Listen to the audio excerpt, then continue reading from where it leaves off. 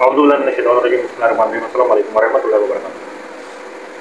यूसुफ अलैहिस्सलाम का वाक़या मैं आप लोगों को बता रहा था। हमारी बात जो रह गई थी, ये किसका कलाम है, जहाँ पे मैंने डिसकंटिन्यू कर दिया था, और फिर आज ही इंशाअल्लाह ताला इसको कंटिन्यू करेंगे। अपनी वीडियो को, चैनल को लाइक सब्सक्राइब लाजमी करें, कमेंट में अपनी राय लाजमी दें। वीडियो को आगे शुरू करते हैं।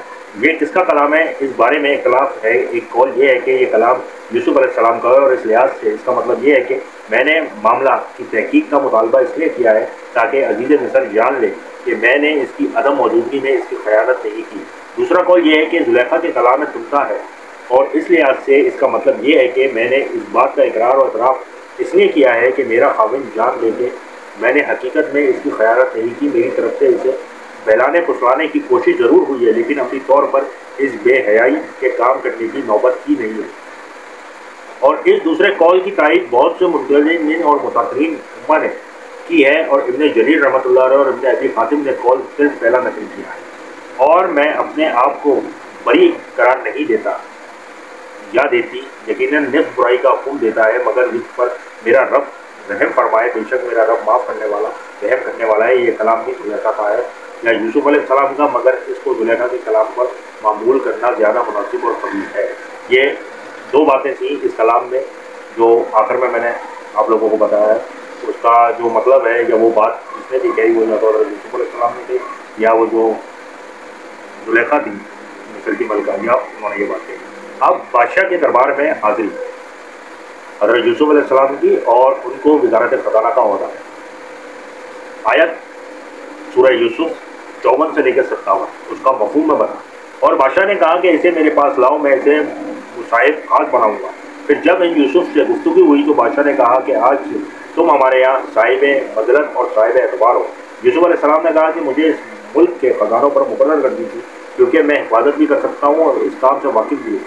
इस तरह हमने यूसुफ को मुल्क मिस्र में जगह दी, और वो इस मुल्क में जहाँ चाहते थे रहते थे। हम अपनी रहमत जिस पर चाहे करते हैं, और नेककारों के अजर को ज़ाया नहीं करते, और जो लोग ईमान लाए और डरते रहे, इनके आखिरत का अजर बहुत बेहतर है। अब जब के बादशाह के सामने हज़रत यूसुफ अलैहिस्सलाम की पाक दामनी और किरदार की बुलंदी ज़ाहिर हो गई, और इस झूठ का पोल खुल गया जो लोगों ने इनकी तरफ मंसूब कर रखा था, तो बादशाह ने कहा कि यूसुफ को मेरे पास लाओ, मैं इसको मशीर ख़ास बना लेता हूँ। मतलब है कि मैं इसे अपना वज़ीर करीबी और मुअत्तदी अलिया साथी बना लेता हूँ। फिर जब यूसुफ अलैहिस्सलाम आए और बादशाह से गुफ्तगू हुई, और बादशाह ने बराह रास्त इनके फजल कमाल और अहमियत का मुशाहिदा किया, तो यूसुफ अलैहिस्सलाम से कहा कि तुम आज से मेरे मोतमद खास और इज्जतदार हो। यूसुफ अलैहिस्सलाम ने कहा कि मुझे ज़मीन के खजानों पर मुकर्रर कर दें, यकीनन मैं हिफाजत करने वाला इल्म वाला हूँ। यूसुफ अलैहिस्सलाम ने वज़ारत खुराक जिम्मेदारी तलब की, क्योंकि खुशहाली के 7 साल गुजरने के बाद खुराक के मामले में खलल वाक़ होने का इम्कान था। यूसुफ अलैहिस्सलाम ने की मंशा थी कि माशी तंगी और मुश्किलात में लोगों के लिए एहतियाती तदाबीर इख्तियार की जाए और अल्लाह की मखलूक पर नरमी और शफ़क़त की जाए ताकि अल्लाह ताला राज़ी हो जाए। इसलिए आपने बादशाह को आगाह किया कि मैं ख़जाने की हिफाजत करने की अहलियत रखता हूँ और अमानतदार हूँ। यहाँ से एक मसले का इस्तेमाल हुआ कि आदमी अगर अपने अंदर अमानत व दियानतदारी और जिम्मेदारी पूरी करने की अहलियत रखता हो तो अमानत व लायक के अहदे का मुतालबा कर सकता है। अब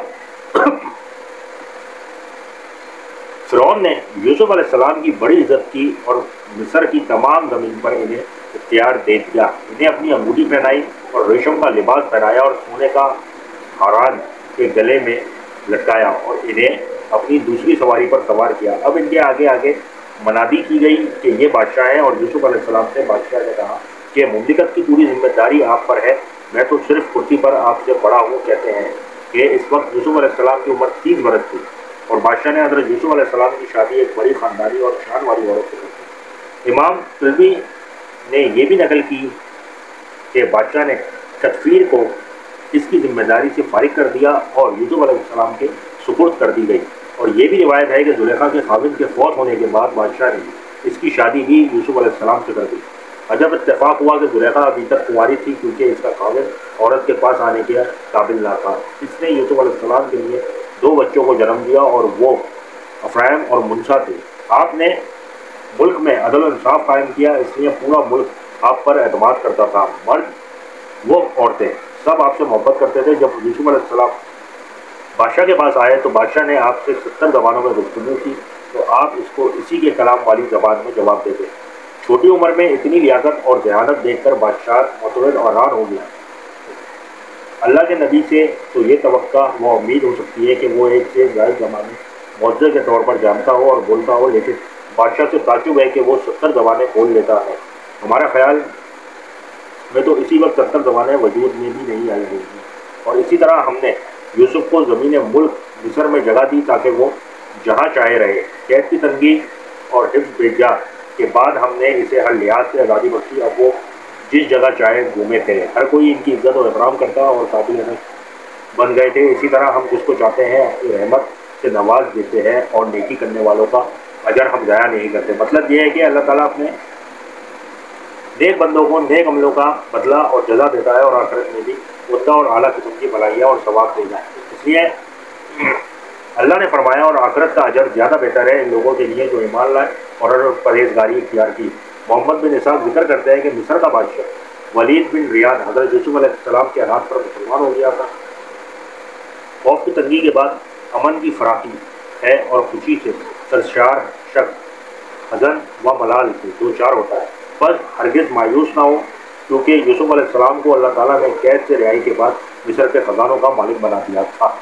یہ سارا واقعہ میں نے آپ کو بتایا۔ انشاءاللہ تعالیٰ اپنی نئی ویڈیو میں نئے ٹاپک کے ساتھ یوسف علیہ السلام کے بھائی مصر میں یہ میں آپ لوگوں کو بتاؤں گا۔ چینل کو لائک سبسکرائب لازمی کریں، اپنی کمنٹ میں رائے لازمی دیں، چینل دیکھتے رہیں، معلومات ہے اس چینل میں آپ لوگوں کے لیے۔ مجھے اجازت دیں، دعاؤں میں یاد رکھیے گا۔ اللہ حافظ۔